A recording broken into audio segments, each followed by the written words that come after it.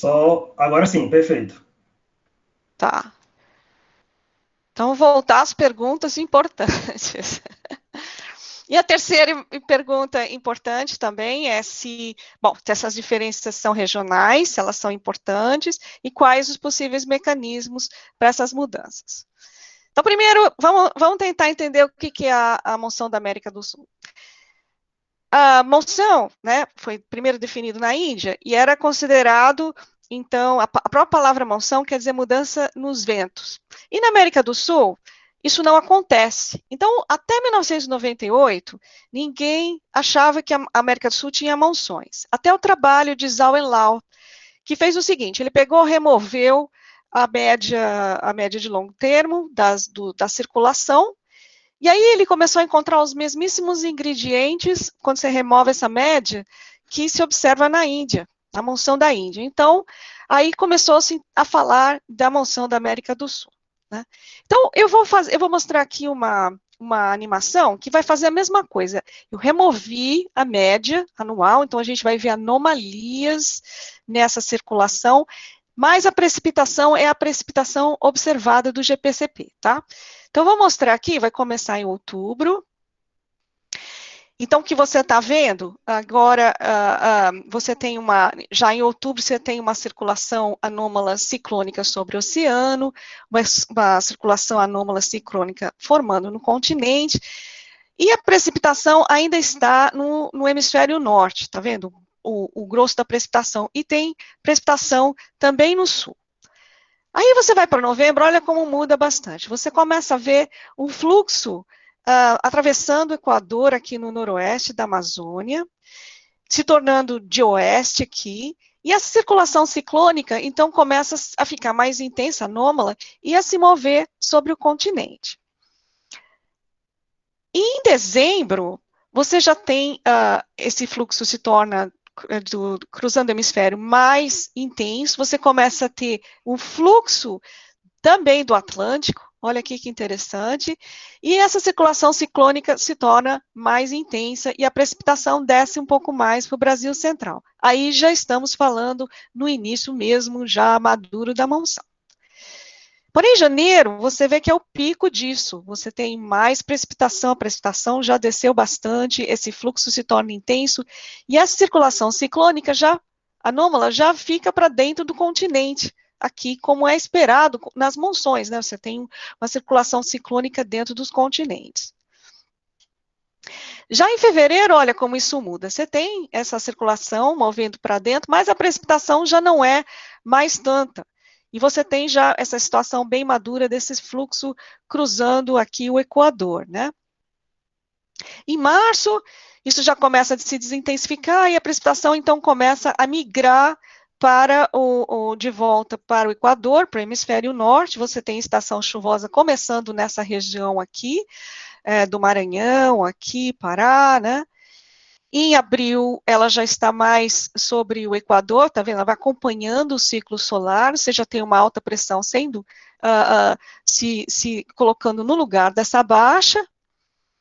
Em maio, você já tem essa alta, quer dizer, já está revertendo a circulação, né, sobre o continente, que é a monção, acontece, a precipitação está migrando de volta para o hemisfério norte, em junho, então, ela começa a amadurecer, já no hemisfério norte, você tem, então, a monção da América do Norte se formando, né, como hoje se conhece, e também sobre a intensificação sobre a ITCZ. E setembro, então, é esse mês mais ou menos de transição aí, onde a monção está bem madura já e ela vai começar a retornar aqui para a América do Sul, né? E aí, outubro começa tudo de novo. Então, outubro é considerado o início, né, da monção da América do Sul em média, né, a precipitação da monsônica começa em outubro. Bom, um outro aspecto importante da monção é o jato de baixo, né? Elber, você está aí ainda? Todo mundo Sim, aí? Leila, Tá eu bom, de vez escuto. em quando dá um alô, tá? Eu não vejo mais ninguém, então não sei. Bom, Ok. então, você... outro aspecto é o jato da América do Sul, né? Esse é um aspecto bastante importante. Monções geralmente têm jatos que transportam umidade para a região monçônica. E o jato da América do Sul, ele é caracterizado por essa máxima aqui dos ventos aqui no leste da Bolívia, geralmente. Tem vários tipos de jato, mas o mais importante que a gente conhece melhor é esse jato aqui. E na realidade, está associado com esse fluxo também de umidade. Aqui está mostrando o fluxo vertical de umidade, aqui trazendo para essa região aqui. Quando esse jato está muito forte, você pode ver que ele está transportando um monte da umidade da Amazônia aqui para os subtrópicos, e não tanto aqui para a região, para o core, para o coração da monção, né? Bom, então, a gente tem um problema. Como que a gente caracteriza, como a gente junta, né, essas peças para caracterizar a monção? Tem várias pessoas que propuseram várias coisas, eu vou falar do que eu propus, nós propusemos fazer, tá? Não menosprezando ninguém, apenas vou discutir o que nós propusemos fazer para caracterizar a monção. Então, a nossa ideia era caracterizar a monção como uma característica de grande escala da América do Sul. Então, o que a gente usou? As ideias do Zhao-Enlao, né, que a monção é caracterizada pela mudança da circulação, quando você remove a média, e também pela precipitação. Então, a gente usou a circulação, especialmente em baixos níveis, em 850, removemos essa média, usamos precipitação também, isso pode ser tirado de reanálise ou de GPCP. E o que a gente fez foi criar um índice da monção baseado em componentes principais, tá? E esse índice é contínuo no tempo. Então, a gente chamou esse índice de Large Scale South America Monsoon Index. Você pode usar com dados diários ou dados pentadais, né? E usando essas variáveis aqui, precipitação, vento zonal, meridional, umidade específica, temperatura, e pode obter isso por reanálise. A gente aplicou o método chamado funções ortogonais empíricas. A gente encontrou que os dois primeiros modos são separados, e o primeiro modo, ele caracteriza a monção, eu vou mostrar como, e o segundo modo, a zona de convergência do Atlântico Sul, tá? Que eu vou chamar, para aqueles não familiares, de SACZ, porque isso é o nome em inglês, tá? Então, você vai ver nos meus slides falar muito SACZ, mas é as ACAS aí para nós, tá? Então, o primeiro modo, ele tem uma forte correlação com a precipitação no Brasil Central, onde a monção varia mais, a umidade específica um pouco mais para leste, ventos de oeste na região tropical, de leste na região subtropical. Os ventos meridionais, lembra como os ventos meridionais aumentam, né? Os ventos de norte aumentam na região aqui tropical, quando você tem a monção, e a temperatura, então, aumenta por todo o continente. Então, ela tem um sinal forte aqui nos subtrópicos. O segundo modo, que eu falei que era relacionado com as ACAS, veja como ele se relaciona com a precipitação sobre o oceano, né? Então, você tem a precipitação intensa aqui, a anomalia negativa mais nos subtrópicos, e tudo isso acompanha o vento, circulação, umidade específica, temperatura.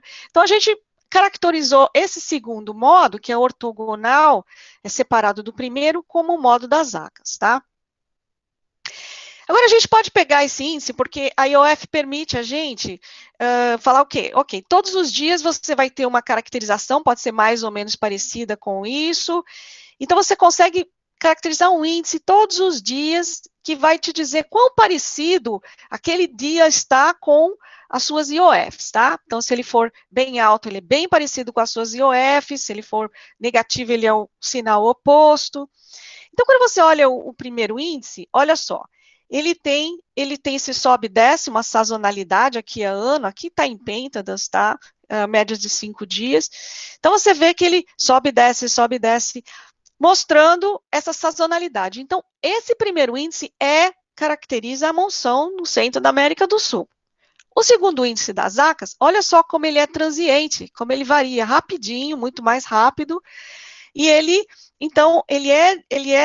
é produzido por transientes que estão passando aí. Então, a gente pode usar esse primeiro índice aqui, a gente usou esse índice, a gente alisa esse índice, e quando ele torna positivo, a gente diz, ó, então a monção de verão começou, essa foi a data que ela começou, do onset. A amplitude, a gente pode até, isso aqui tem uma relação com a precipitação, quão para cima ela foi. E aqui é o fim da monção, e a gente pode, então, determinar a duração entre o início e o fim, é a duração da monção, tá? Então, a gente usou esse índice para muitas coisas, para caracterizar a monção, temos várias publicações, posso passar depois. Mas uma coisa que eu vou usar esse índice aqui, veja só, mesmo quando você tem a monção de verão, olha como esse índice flutua, tem altos e baixos, altos e baixos, altos e baixos. Se você pegar essa sinal aqui e filtrar, remover esse ciclo anual aqui, só pegar essa variabilidade aqui, você vai ver que ela tem um espectro, ela tem um pico que ele varia entre 15 e 60 dias, ou entre 2 e 60 dias, na realidade. Então, a gente pode usar isso para caracterizar a variabilidade da monção. Por isso que eu falei desse índice aqui para vocês. Então, se você pegar aquele índice e filtrar, então pega aquela variabilidade, só pega as anomalias que estão entre 2 e 12 dias, tá? E eu fiz aqui uma composite dos dados de vento, agora não é anomalia, é o vento real, e da precipitação. Nesses dias onde você tem o índice filtrado bastante alto, tá? Ou índice filtrado bastante negativo. Bastante positivo, bastante negativo, caracteriza o que eu estou chamando de fase ativa e fase de inativa da monção. Então, essa outra característica de monções. Monções têm fases ativas, têm fases inativas. E quando você faz a diferença, olha só que interessante. Quando você caracteriza a diferença, você tem que na fase ativa, você tem muita chuva aqui, principalmente em Minas, aqui, Bahia, né, centro do Brasil e sobre o oceano, e falta de chuva aqui na Amazônia Noroeste e também aqui no sul do Brasil. Então, isso é uma característica típica da monção. Quando ela é ativa, não é que ela é ativa no país inteiro, no globo inteiro, na América do Sul inteira. É em partes da América do Sul, onde as Acas é ativa, mas ela vai causar supressão aqui em algumas regiões. Tá? So far, so good? Bom, aí eu estou comparando agora o que acontece quando você tem o jato, porque o jato, como eu falei antes, ele transporta umidade para o sul do Brasil, para o sudeste. Então, quando o jato está muito ativo, aqui é climatologia. Então, pega todos os dias de chuva durante o verão, tá? E aí, se você remover, se você caracterizar só os casos com jato e olhar para a chuva, olha o que acontece com a chuva.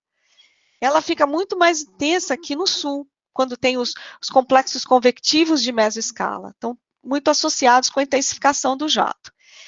Então, em outras palavras, a atividade do jato é muito importante para chuvas, para a distribuição de chuvas, tá? A gente pode fazer a mesma coisa com o índice das ACAS, tá? Olhar para a variabilidade transazonal, você vai ver também que você tem as ACAS ativa, as ACAS inativa, e o que é muito interessante, tudo isso acompanha a propagação de trens de onda. Então, o que está acontecendo nos trópicos também tem muito a ver com o que está acontecendo nos extratrópicos. Tá? Então, existe uma interação entre extratrópicos e os trópicos, que também é importante compreender. Bom, mas o que modula, né? O que modula, influencia a monção além disso, né? Então, os oceanos também influenciam a monção. Se você pensar no El Niño é um dos principais modos de variabilidade interanual. Esse trabalho está publicado em Green and Breeze, 2009, e eles mostram aqui que os anos de El Niño, como acho que todo mundo já sabe, em geral, eles estão relacionados com menos chuva, mais seca aqui no Nordeste, e muito mais chuva aqui no sul do Brasil, né? Então, esse é o canônico dos El Niños, é isso. Não é todas as estações, varia, esse sinal varia durante o verão, mas, em geral, é isso que a gente espera, né? Também, quando tem El Niño, a gente espera muito aumento de extremos aqui na região das Acas, a gente mostrou isso em 2 artigos aí.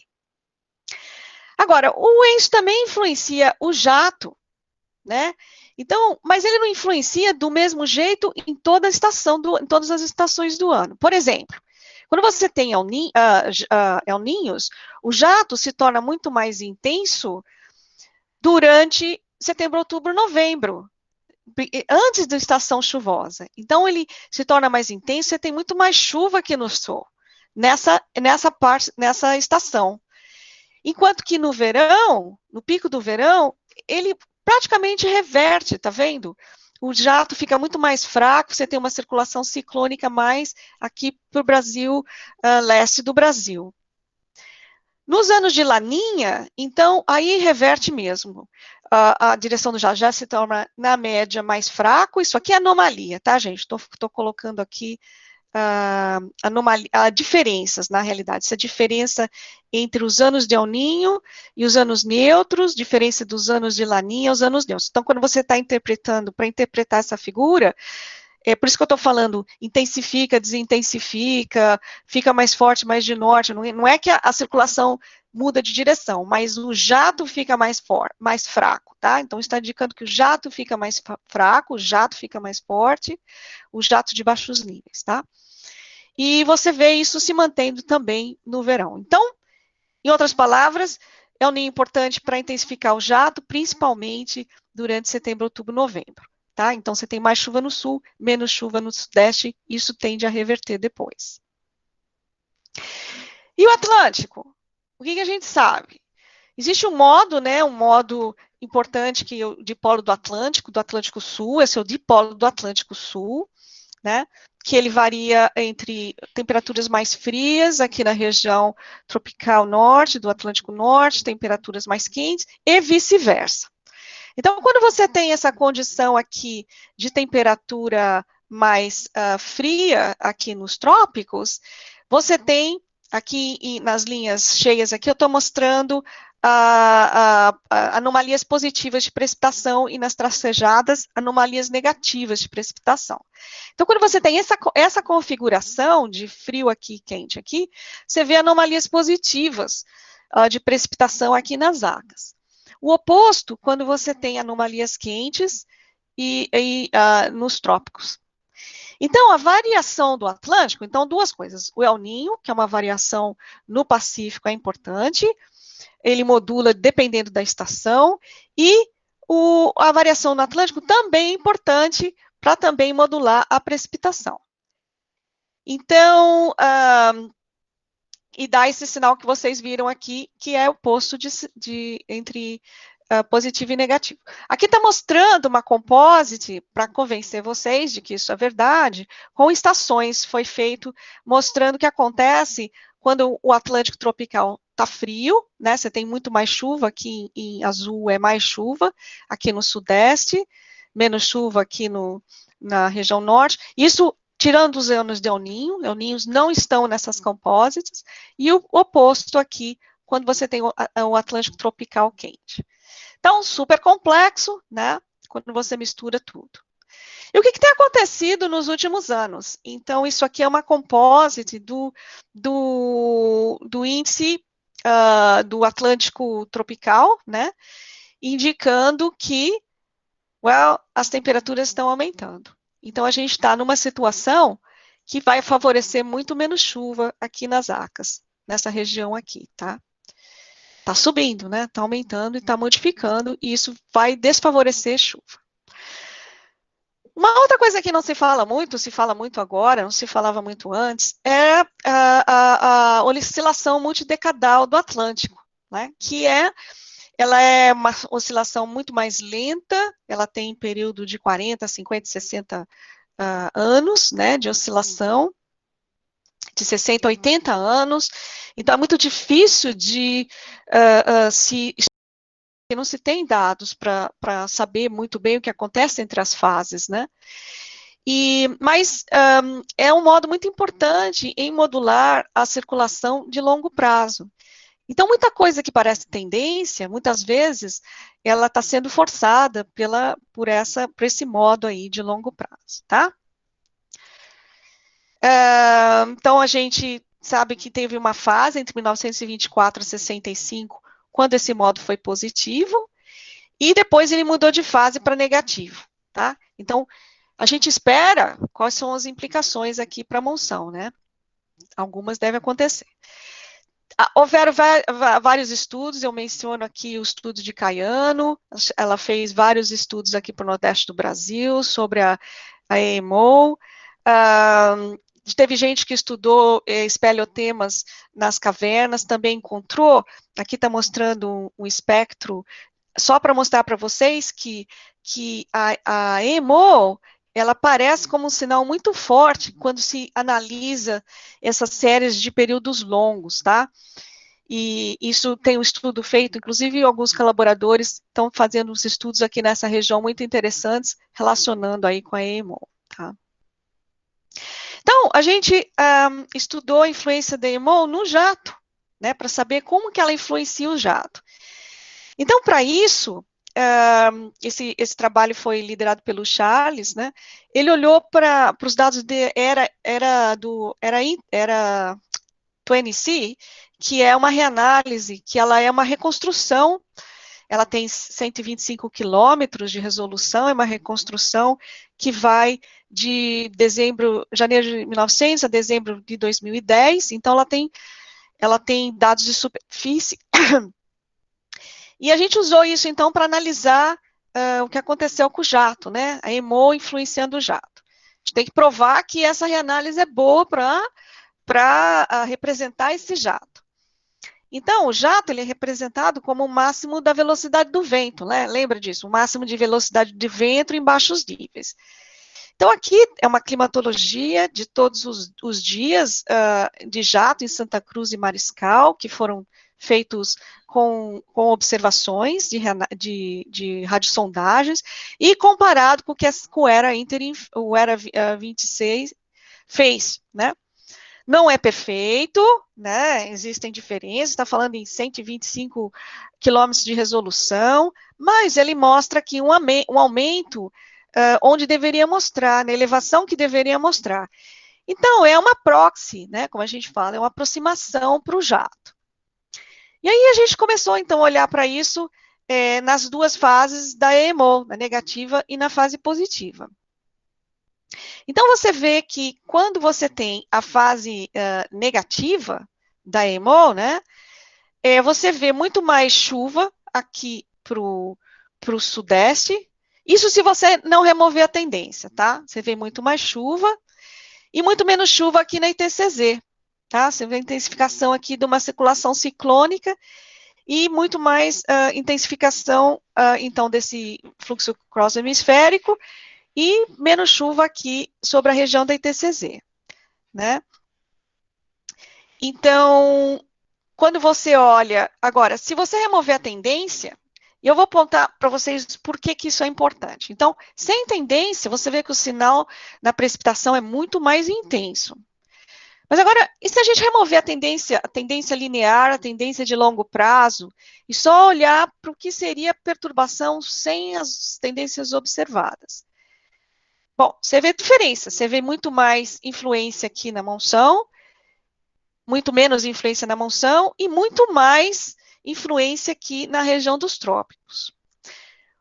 A gente não sabe se essas tendências, a gente assume que, bom, tendências podem estar sendo provocadas por aquecimento global, né? Então, quando você remove as tendências, você está vendo mais a influência do modo mesmo, né? Sem as tendências. Então, parece que esse aumento de precipitação que é observado aqui, ele pode também estar associado com tendências aí e global warming, né?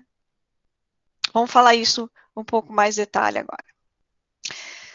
Bom, então eu falei do que a gente conhece até o momento, né? Passei uma pincelada, e eu quero falar dos problemas agora, né? Quais são os problemas? A gente tem problemas muito sérios para avaliar os dados usando dados observacionais, né? E a razão é que a gente tem uma falta de dados e intermitência de dados de chuva na região da monção que é significativo. Isso é um empecilho para a gente realmente compreender a monção. Então, você está vendo aqui, olha, em cores, nessas figuras aqui em cima, eu estou mostrando a média do número de estações por período, tá? Então, em azul é pouca estação, nenhuma estação, e em amarelo é mais estações, tá? Então, de modo geral, você vê que na região da monção, olha como isso flutua de década para década. Essa década, por exemplo, foi a que mais tinha dados. Na década seguinte, olha, os dados caíram aqui também, né? O número de dados. O Nordeste do Brasil é uma das regiões mais consistentes de dados, por incrível que pareça, né? Mas a região do Central aqui, onde tem mais chuva, essa é a região problemática.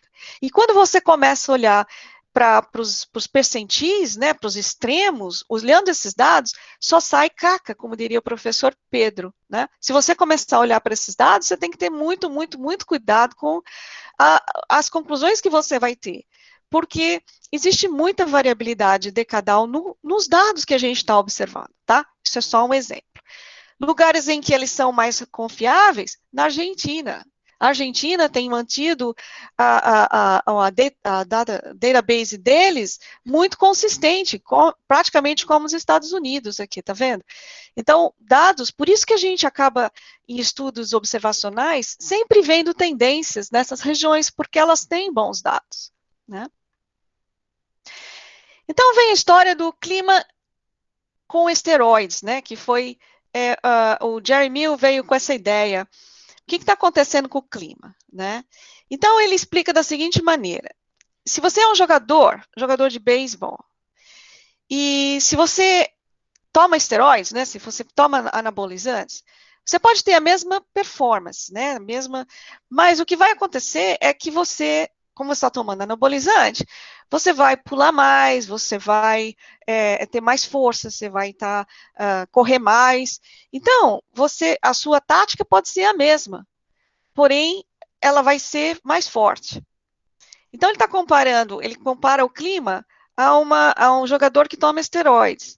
Não é que o clima muda completamente, os mecanismos mudam, mas eles vão ficar muito mais fortes, muito mais intensos, porque o aquecimento global e com ele mais vapor de água na atmosfera está mudando a termodinâmica e com isso mudando a dinâmica da atmosfera, né? Então, isso é um conceito importante. O que a gente vê na América do Sul é que está aquecendo muito e muito rápido. Então, aqui eu estou mostrando uma isoterma de 18 graus Celsius em 850 milibares, tá? Então, aqui a cada 5 anos eu estou plotando essa isoterma. Então, olha como ela está aumentando. Então, no começo do 1948 e 1952, essa era a área dessa isoterma aqui. E nos anos 2010, olha o que aconteceu com essa área, aumentou muito mais. Então, isso está indicando um tremendo aquecimento sobre o continente. Se você pegar uma outra isoterma, por exemplo, a de 15 graus, ela está sobre o oceano, né? Então, você vê que ela estava no começo aqui, né, mais no Equador, e agora está se estendendo aqui todo para o Atlântico Norte e Sul. Então, isso significa que a atmosfera está aquecendo sobre o oceano, a atmosfera está aquecendo sobre o continente e sobre os trópicos. Isso está tendo, obviamente, um papel muito grande em mudar e alterar o clima. Mas qual a direção disso? A gente consegue avaliar isso? Então, a gente sabe que, bom, aumentou a temperatura, aumenta a umidade, esse é o princípio de Clausius-Clapeyron, né? O que a gente sabe é que os extremos de precipitação estão crescendo, estão aumentando no mundo inteiro.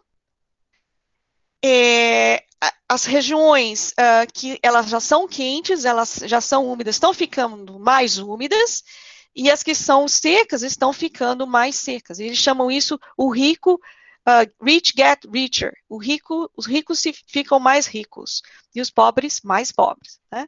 Então, o clima com esteroides é um clima exagerado, onde o rico é mais rico, o pobre é mais pobre, parece muito as nossas sociedades, né? E, então, a mudança de temperatura, ela pode, ou melhor, a mudança de precipitação, ela pode estar resultado da termodinâmica e da dinâmica. Da termodinâmica, então, aquecimento, mais vapor de água, dinâmica, mudança nos movimentos verticais. E o que a gente observa nas SEMS? Bom, já do tempo de 2004, esse artigo do Brent foi um dos primeiros artigos que olhou para aumentos de precipitação. E ele usou alguns dados complexos, porque, como eu falei, não tem dados, né? Então, mas ele encontra um aumento aqui da precipitação nessa região, usando dados de pluviômetros, encontrou essa tendência aqui.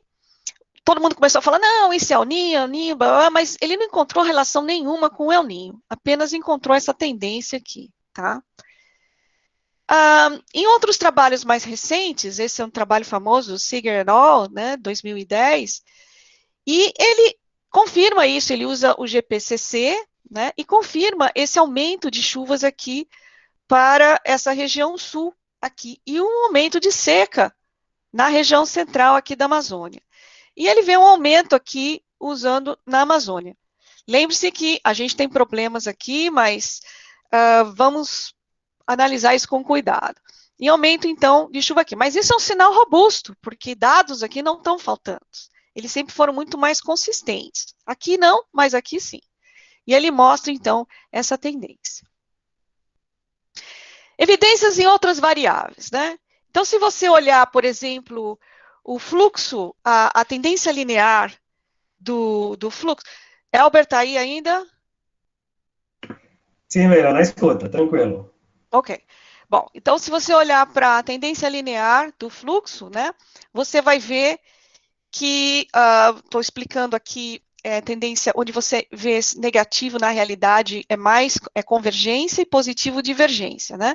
Então, convergência significa mais água, mais convergência, mais convecção, então o rico fica mais rico, aqui é ITCZ. Você tem uma região de divergência aqui, mostrando, e você tem, então, uma região de convergência aqui.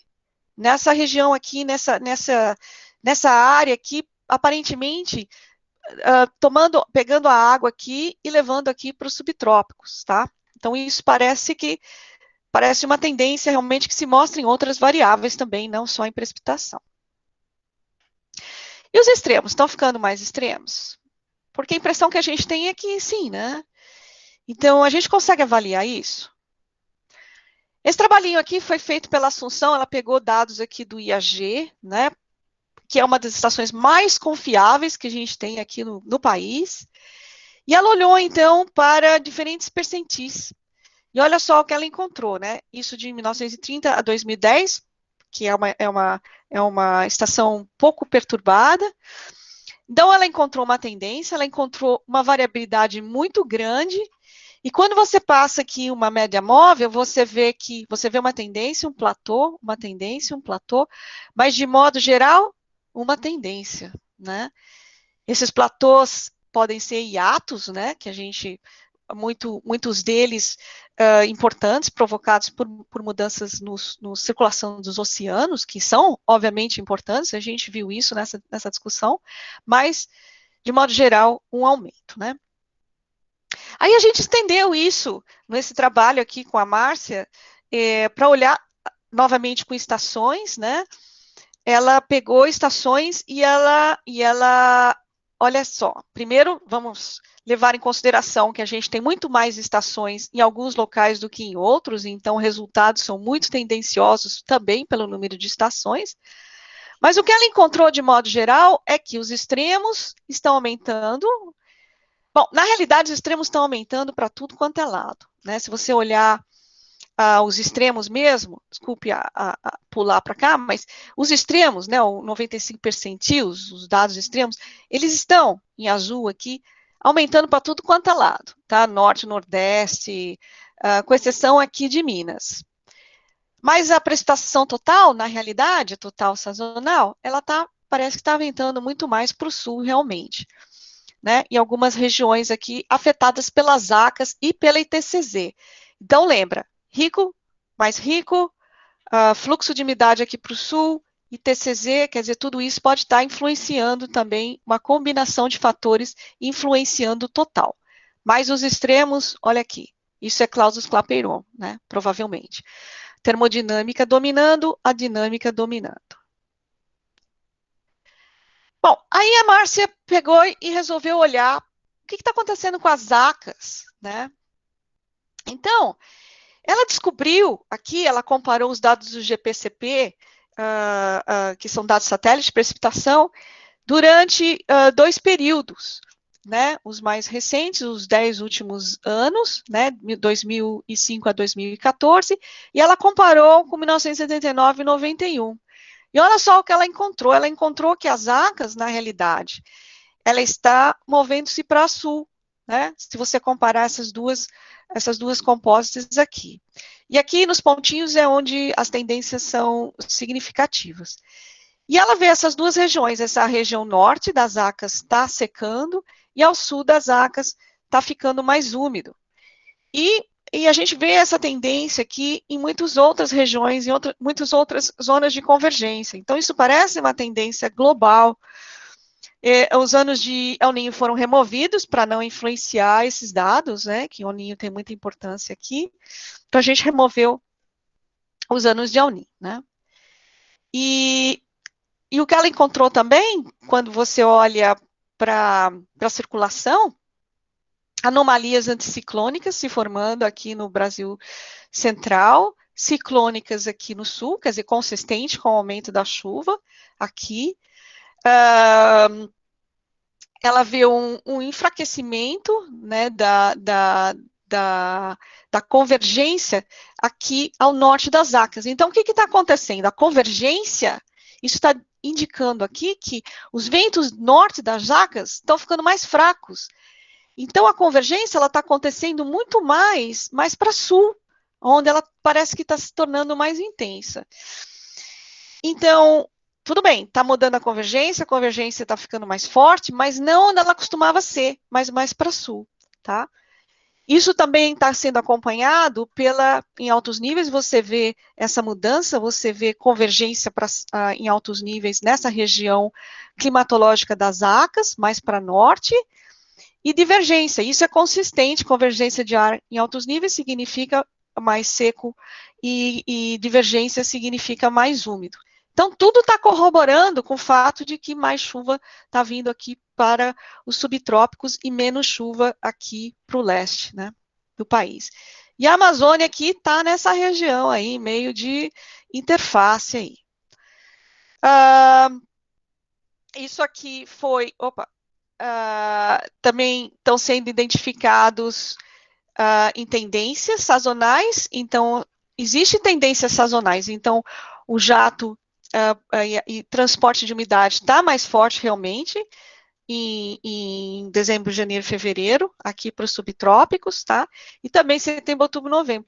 Então, o que está acontecendo é parece que está tudo fechando em mostrar que existe realmente um aumento de chuvas aqui para o sudeste, uma diminuição aqui para o leste, extremos acontecendo em tudo quanto é lugar, e na Amazônia, um sinal muito misturado, tem muito estudo aí para a gente fazer, para compreender o que está acontecendo. Então, de modo geral, esquematicamente, né, o estado médio modificou, né, as ACAS foi mais para sul, e esse transporte, porque o transporte de umidade aumentou também em anos recentes, tá? Enquanto que a circulação do Atlântico tropical está se tornando mais intensa, mais fraca aqui para norte. Bom, então como que a gente explica essas mudanças? Aí começa a explicação. É variabilidade natural, Piriou, Ensemel, Atlântico, são as mudanças de origem antropogênica, se elas são antropogênicas, tem a ver com gases estufa, mudanças de uso da terra, aerossol, tudo isso é antropogênico. Ou ozônio, esqueci de pôr aqui, ou uma combinação de ambos, o clima com esteroides. Então, a saída desse problema, que é muito grande, é como a gente isola essas contribuições. E a gente só consegue fazer isso olhando para modelos, porque como que a gente vai isolar na própria natureza? Então, o que a gente fez recentemente, esse trabalho está submetido, está em revisão, foi examinar 20 modelos globais do IPCC, do CEMIP5, né? E com isso a gente conseguiu, com todos os ensembles, né? Conseguimos 77 simulações totais para analisar aqui. E aí, o que a gente fez foi, porque essas rodadas do modelo, eu vou explicar melhor agora, elas conseguem separar a variabilidade natural da antropogênica. E com isso a gente consegue analisar aí um pouco melhor o que os modelos estão fazendo. Bom, então isso chama-se análise de atribuição, tá? Attribution Analysis. E aí isso pode ser feito da seguinte forma: você pode pegar as rodadas históricas que o modelo tem lá, que seria tudo completo, um modelo completinho, tentando reproduzir o que o clima do século passado foi, né? Então vai ter gases estufa, vai ter ozônio, vai ter mudança de uso da terra, vai ter todos os oceanos variando, tudo como a gente espera ver. Aerossóis. E você pode comparar o que eles chamam com pre-industrial, ou eles falam o controle, né? O PI control, pre-industrial control modelo, que na realidade seria condições durante o período pré-industrial, então sem forçante antropogênica, tá? Então seria o que o clima faria só baseado na variabilidade interna, sem perturbação de nada. E aí, você pode ter esse histórico aqui, mas aí você elimina, você pode ter todas as forçantes, né? E aí pode ser variação solar, vulcânica, etc. Porque nesse pré-industrial não tem essas mudanças, tá? E aí, mas você só olha para isso e você não põe nada que tenha a ver com a variabilidade humana. Você não põe a variabilidade humana nesse net aqui natural, tá? Então, você tem esses três possíveis cenários aqui para variabilidade humana, antropogênica. Você só põe os gases de efeito estufa, não muda mais nada, sem mudança de uso da terra. Ou você só põe aerossóis, então tem algumas rodadas que são feitas assim. Ou você só põe a perturbação no ozônio. Ou, por último, você só põe perturbação de uso da terra. Então, esses modelos são disponíveis, é muito interessante. Não tem muitos para todos os casos aqui, tá? Eles são variáveis, mas você pode usar esses modelos para separar o que os modelos, esses efeitos antropogênicos também. A gente também consegue separar, porque todos eles são efeitos antropogênicos e eles podem offset, né, como a gente diz, anular o outro. O número de modelos disponíveis varia entre esses casos aqui, de cenário para cenário. Bom, então, aqui a gente está tendo observação, a Márcia, essa é uma figura que aparece nesse artigo, as cruzinhas estão sendo mostradas tendências, isso aqui na observação, que são estatisticamente significativas, e os pontinhos estão mostrando as regiões, os pontos em que essas tendências, elas foram diferentes, elas podem ser consideradas diferentes do que seria obtido se você pegasse o controle, o pré-industrial, e olhasse a cada 30 anos, você olhasse para tendências. Pega isso aleatoriamente, tá? Vai te dar uma distribuição, e essa distribuição, e se você quer saber se as suas tendências são diferentes do que seria uma tendência simplesmente pela variabilidade interna, você vê se as suas tendências caem acima do percentil, por exemplo, de 95. Então, se elas caírem, a gente pode dizer, bom, então essas tendências são diferentes, elas não estão sendo explicadas por variabilidade interna com uma margem de erro de 5%.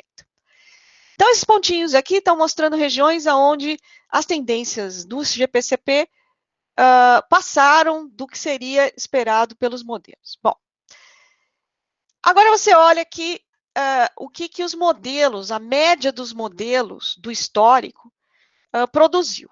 Então, os pontinhos, novamente, passaram do histórico, passaram do controle, né? Porém, as tendências calculadas são muito pequenininhas. Que passa do controle é acima, mas não se compara ao que se observou. Bom, lembra que a média contém tudo, tá? Todo o antropogênico, o não antropogênico, a variabilidade natural. Então, não se vê tendências quando se olha para a média dos modelos. Agora, se você separar as várias rodadas, você começa a ver as coisas mais parecidas com que a observação, em alguns casos, e outros bastante diferentes. Olha só que interessante. Se você olhar para a variabilidade natural, esquece tudo, só variabilidade solar e variabilidade de oceânica, você vê que, bom, você tem o mesmo sinal aqui, tá vendo? Negativo, queda, aumento, não tão intenso, passa do controle e tem o mesmo sinal. Agora, se você olha para o efeito dos gases de efeito estufa, olha só que engraçado. Fica oposto. Então, você tem mais chuva em vez de menos chuva. Então, os gases de efeito estufa, na realidade, o efeito deles, na realidade, é oposto ao que a gente observa nos modelos. Se você só olha para o aerossol, não tem muitas rodadas, né? O sinal fica parecido com o que se observa. O ozônio também. Mais mudança de uso da terra, olha só como o sinal é forte nesses modelos. Em que esses modelos, então, a gente faz tudo igual, exceto que nada muda, greenhouse gases é o mesmo, ozônio é o mesmo, aerossóis é o mesmo, só muda o uso da terra. E essa é o que a média dos modelos encontra. Então, quando você olha para esses modelos, você está vendo toda essa contribuição aqui. E ao que parece, o que os modelos estão indicando, que o fator mais importante para o que a gente observa não é nada disso, mas é a mudança de uso da terra. E agora, José, como que a gente fica? Porque esses modelos, obviamente, não têm toda a dinâmica que a gente esperaria que eles tivessem. Ou alguns têm, outros não têm. Eu não mostrei a figura, é muito complexo mostrar o que cada um dos modelos mostra, mas tem bastante variabilidade, inclusive no próprio modelo.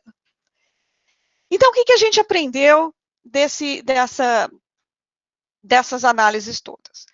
Bom, a gente conhece um pouco da monção, né? A gente conhece que tem variabilidade, tem fases ativas, tem fase de inativas. A monção é modulada pelos oceanos, a monção, o jato de baixos níveis é modulado pelos oceanos, a precipitação, as ondas de Rossby são importantes, etc. O que a gente vê do termos de clima? A gente vê uma mudança, as ACAS está indo mais para sul, a gente vê uma tendência no transporte de umidade também mais para os subtrópicos, a gente vê uma tendência de extremos também, não coloquei aqui, mas é importante para todo o país, a gente vê condições mais secas sobre o leste da América do Sul, mais úmidas na ITCZ, em partes da zona de convergência. A gente vê importância dos modos decadais de variabilidade combinados, então é o clima, provavelmente o clima com anabolizantes. E o que os modelos indicaram é que a mudança de uso da terra tem uma influência enorme nas tendências observadas por esses modelos, ok? Então, e os gases de efeito estufa, na realidade, estão se opondo a essa tendência. Em realidade, muito mais pesquisa a gente precisa fazer, a gente precisa entender melhor os mecanismos em escala regional, né? Mas é muito importante agora a gente começar a voltar os olhos para tentar entender os impactos regionais de mudança de uso da terra que estão cada vez mais fortes no Brasil e na América do Sul, né? E com isso eu termino. Muito obrigada.